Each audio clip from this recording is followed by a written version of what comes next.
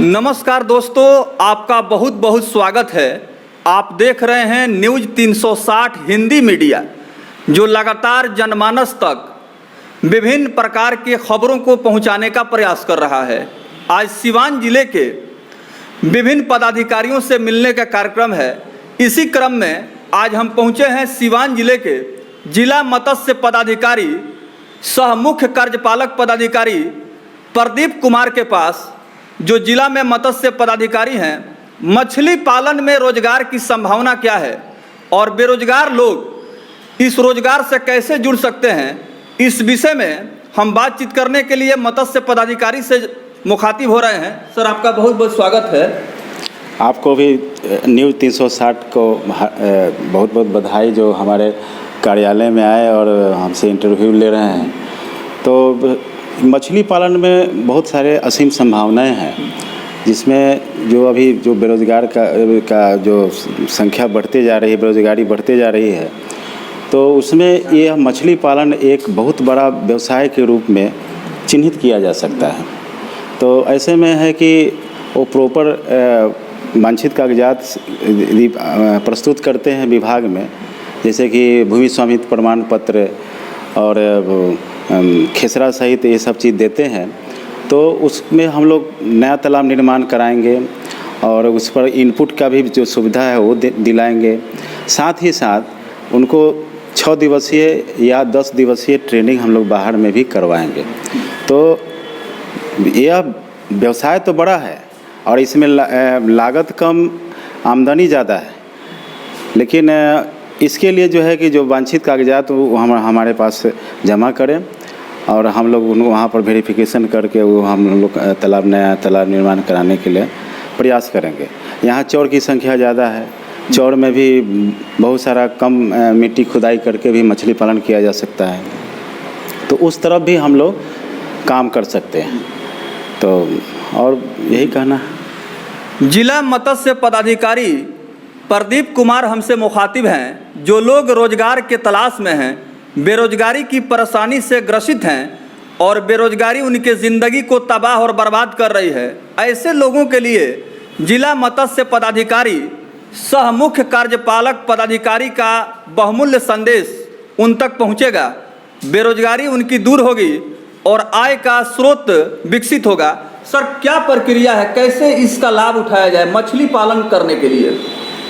प्रक्रिया है कि पहले वो ज़मीन जो पड़ता ज़मीन है जिस पर कुछ काम नहीं हो पा रहा है, तो वो जो है कि अंचल अधिकारी से भूमि स्वामित्व प्रमाण पत्र बना के वहाँ के खेसरा का एक नक्शा दे दें, अद्यतन रसीद दे दें और ये दे के अप्लाई कर दें। ऑनलाइन भी हो रहा है, ऑफलाइन भी हो रहा है, दोनों हालत में आपको फ़ायदा मिलेगा।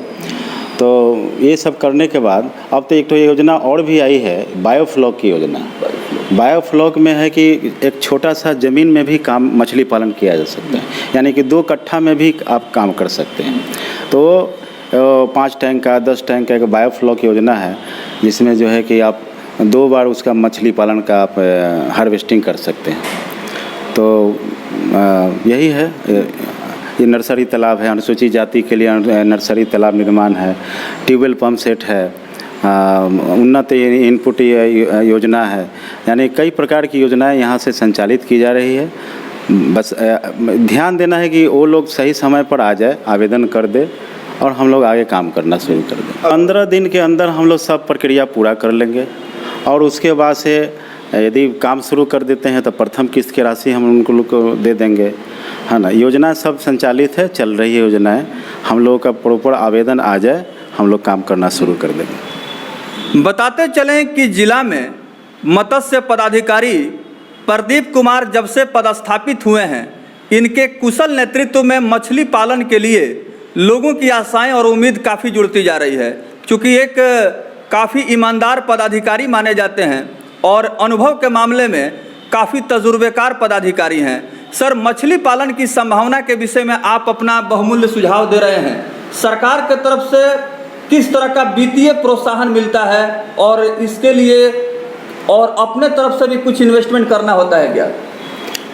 अभी जो प्रधानमंत्री मत्स्य विकास योजना में 40% आर्द्र भूमि में तालाब निर्माण के लिए दिया जा रहा है, इनपुट के लिए प्रधानमंत्री विकास योजना में इनपुट मतलब खाद बीज के लिए, तो उसमें 40% है।